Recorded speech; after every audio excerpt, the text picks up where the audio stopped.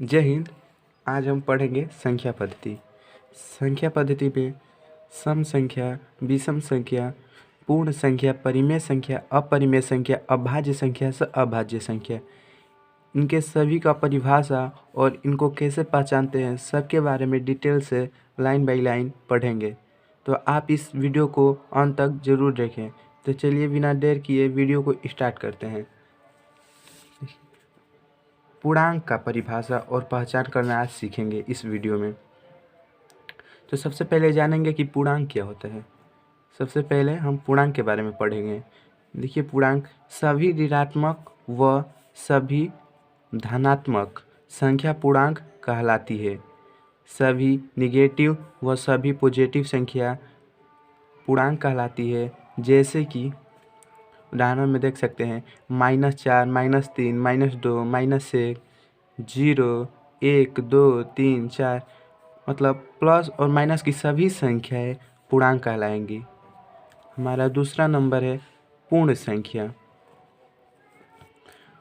पूर्ण संख्या शून्य से प्रारंभ होकर अनंत तक की संख्या को पूर्ण संख्या कहते हैं। शून्य से प्रारंभ होकर अनंत तक की संख्या को पूर्ण संख्या कहते हैं। जैसे कि 0, 1, 2, 3, 4, ऐसे करते करते जहाँ तक अनंत तक की संख्या सभी पूर्ण संख्या कहलाएगी।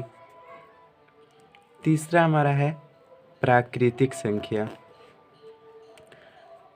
देखिए, प्राकृतिक संख्या नेचुरल नंबर 1 से प्रारंभ होकर अनंत तक की संख्या प्राकृतिक संख्या कहलाती है। जैसे कि 1, 2, 3, 4, 5 ... पूरा इन्फिनिटी, ये पूरा संख्या प्राकृतिक संख्या कहलाएंगी।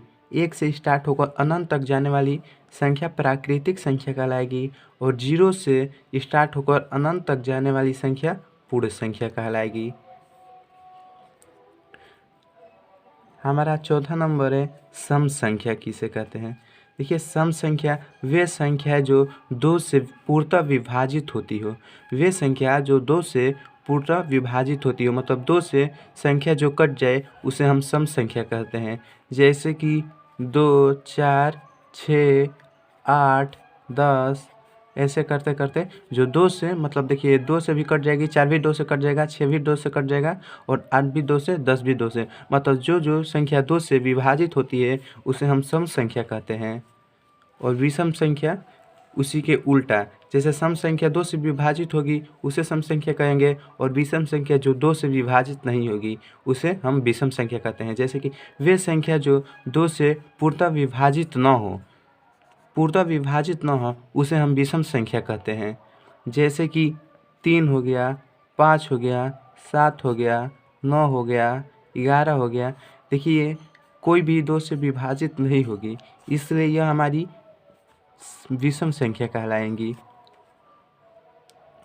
ऐसे देखिए, हमारा 6 नंबर है परिमेय संख्या।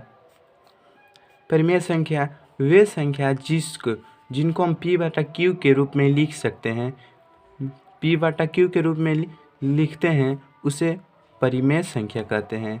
जैसे कि P/Q का मतलब जैसे कि भिन्न के रूप में, जैसे कि 1/2 हो गया, जैसे कि ऐसे मतलब भिन्न के रूप में लिखा जाएगा उसे परिमेय संख्या कहते हैं। तो परिमेय संख्या में 5 आ गया, 6 आ गया, कुछ भी, मतलब पूरा प्राकृतिक संख्या, क्योंकि 5 को 5/1 लिख सकते हैं तो इसके मान में कोई परिवर्तन नहीं होगा। 6 को 6/1 लिख सकते हैं, इसके भी मान में परिवर्तन नहीं होगा, क्योंकि 5 से 1 में भागा दीजिएगा तो 5 ही आएगा। 6 से 1 में भागा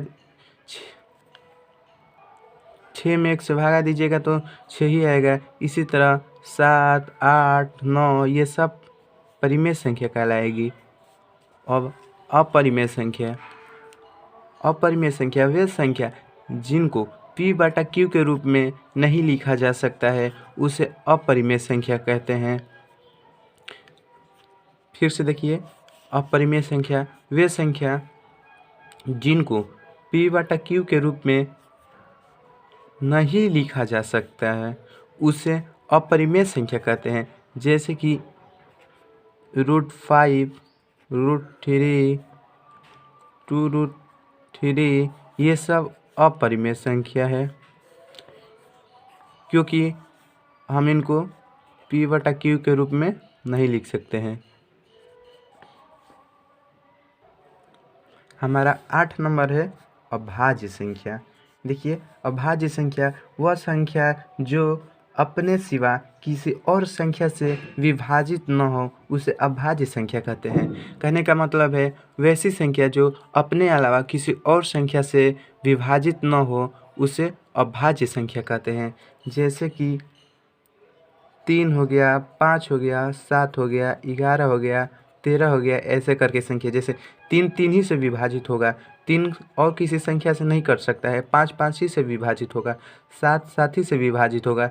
अपने अलावा किसी और संख्या से ये संख्याएँ विभाजित नहीं होगी, इसलिए यह अभाज्य संख्या है।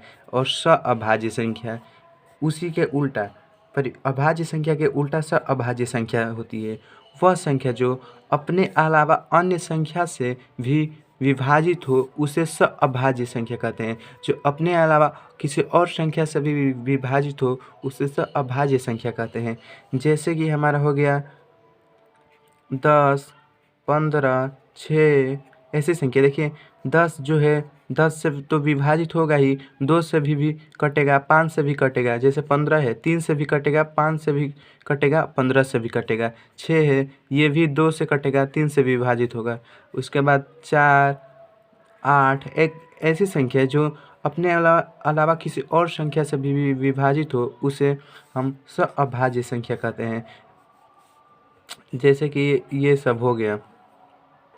तो दोस्तों आज के वीडियो में बस इतना ही। और अगर आपको हमारी वीडियो पसंद आई होगी तो वीडियो को लाइक, और चैनल पर नए हैं तो चैनल को सब्सक्राइब कर दीजिएगा। धन्यवाद।